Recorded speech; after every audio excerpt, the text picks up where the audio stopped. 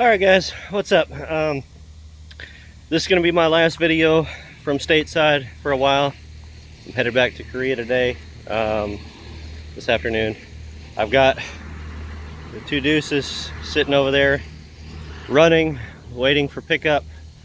Driver will be here in a few minutes. My wrecker left yesterday.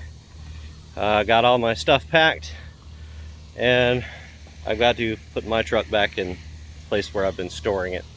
So, what I want to tell you here is if you're going to put your truck into long-term storage, which I'm well familiar with by now, what you need to do to a deuce, and it doesn't matter whether it's got a Cummins or a multi-fuel or gas motor or whatever in it. I guess more specifically for diesels, you really just need to worry about the fuel that you have in it. Of course, you need to make sure that all your fluids are full, your brake fluid's full, your engine oil's full, transmission differentials and all that, because you don't want surface rust, getting on the gears and all that. And yeah, so mainly you need to fill your tank, your fuel tank, as full as you possibly can, so you don't have much room in there for air and moisture to accumulate and condensate and put moisture into your fuel and get a layer of water on the bottom of the tank, which is where you get your algae and bacterial growth. It can only happen if you've got water in the tank. So what I do is, and I did it last night actually, I filled my tank up and I put some Power Service, some regular Power Service diesel clean in, just a healthy dose, which is not necessary for storage, but the fuel is going to oxidize over time, so that will help combat that. The other thing is I put a whole bottle of the Power Service clear diesel in it. And it has an additive in that called PetroFresh. It's kind of like Sta-Bil for diesels, but it's actually a lot better. That keeps the fuel from oxidizing supposedly for up to a year, and it also helps combat algae and bacterial growth. It just keeps the fuel fresh, hence the name PetroFresh. So that's what I do for long-term storage for my truck. Make sure everything's full as can be. I fill my tank up to the top,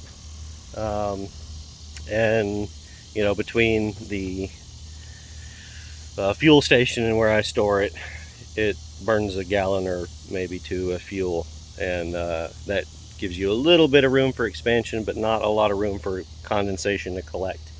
You want to run it for a little while with, put your additives in, your Power Service and your PetroFresh, before you fill the tank. That way it's all thoroughly mixed and it actually gets run through the whole fuel system. It doesn't do you any good if you put the additive in the tank after you've already parked it. And even if you do let the lift pump run with the engine off and let it mix in the tank, you're not getting it in the rest of the fuel system. And that is what causes your varnish in the injection pump, which sticks components. And look, a P-pump will stick the rack just the same as the fuel lever sticks in a multi-fuel injection pump. So you definitely need to make sure you get that additive distributed throughout the whole fuel system. Other than that, make sure your tires are aired up. If you've got covered storage, obviously is better. It'll keep the sun off and the weather off, especially if you've got a soft top. Well, those tend to rot out over a few years in the sun. But even with a hard top, it's best to put a tarp over the cab portion and tie it down, just to keep the sun out of the interior, keep it from sun rotting your seats and whatnot. As far as paint, if you're not under covered storage, there's not a lot you can do, but you see the past 3.5 years, mine has held up pretty well with the wrap coat. Now, there's a few little small spots that I, were chipped before I stored it and have rusted a little bit, or I found places where I didn't get enough paint. It was light and surface rust just come through. But you're gonna have that with anything. So the main thing is making sure your truck is gonna run when you get back. You can disconnect your batteries, but if you're gonna let it sit up for 2 years or 3 years, they're gonna be dead and bad when you get back anyway. I was gonna go to Harbor Freight and get a couple of solar panels and put on this thing, just lay them down in the bed where they're out of the wind. But I didn't have time, so the $400, 450 bucks I spent on these 2 batteries 3 weeks ago. But that money's gone.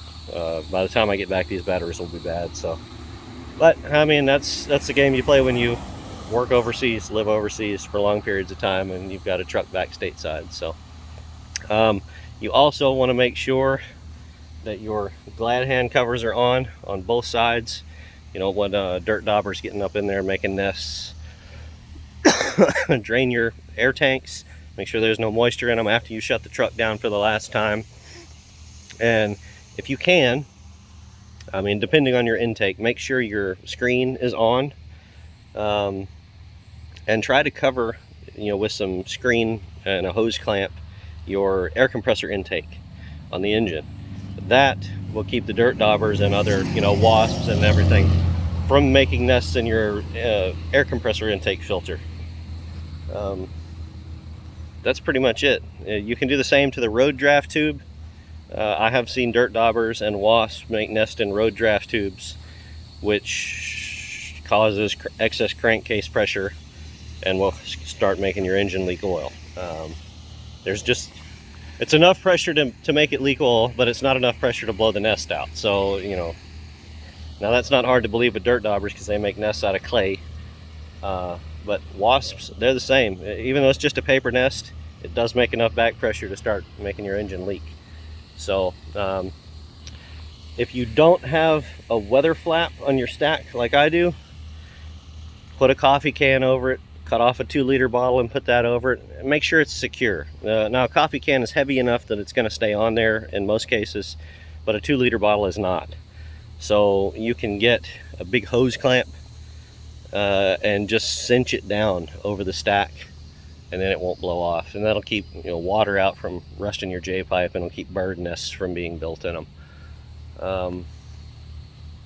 Let's see, I can't really think of much else. If you do have a push button light switch in your truck, that is going to kill your batteries. It is, even when you turn all your lights off, that light switch is always on a sense mode, and it's only drawing milliamps, but over a couple of months, even a few milliamp draw will kill your batteries better than a doornail. So if you got a 3 lever, you don't have to worry about that. If you got to leave your truck set up for 6 months, 8 months, your batteries will probably not die. But if you've got a push button light switch, they absolutely will. That's about it, guys. Just wanted to give you one last little video, maybe some helpful tips, because this is something I'm doing right now, and I know most of us that own these trucks do sit them in storage for long periods of time. You know, they might get driven every few months or whatever, but it all applies. Even if you're only sitting the truck up for 3 months, 2 months, you should still do the same thing. It'll keep your components and your fuel system and everything in much better shape over the long run. Anyway, I have really enjoyed being back doing this. It's really nice to be able to get back in my old groove, making videos again, sharing things with you guys, helping you guys. And I really, really do appreciate you guys watching. I appreciate the comments, the feedback, the likes. And I just want to say thank you to our sponsors, because it's been a long time and I really didn't expect them to still be up and up on you know, sponsoring me for this. But they are excellent people, and that is why I know I made a good choice going with my sponsors. So personal thank you to them, and all of you. Really, I have missed you guys. I will try when I get back to stay somewhat motivated to make videos, but you know, the stuff I do over there is just not, it's not what I do on this channel, so it's not easy for me to be excited about it, I guess, and motivated. I do have some stuff that I've recorded over time that's kind of neat, that I will try to make an effort to actually edit and post up for you guys, because I know some of you are curious about the stuff I do over there, or you know, just daily life.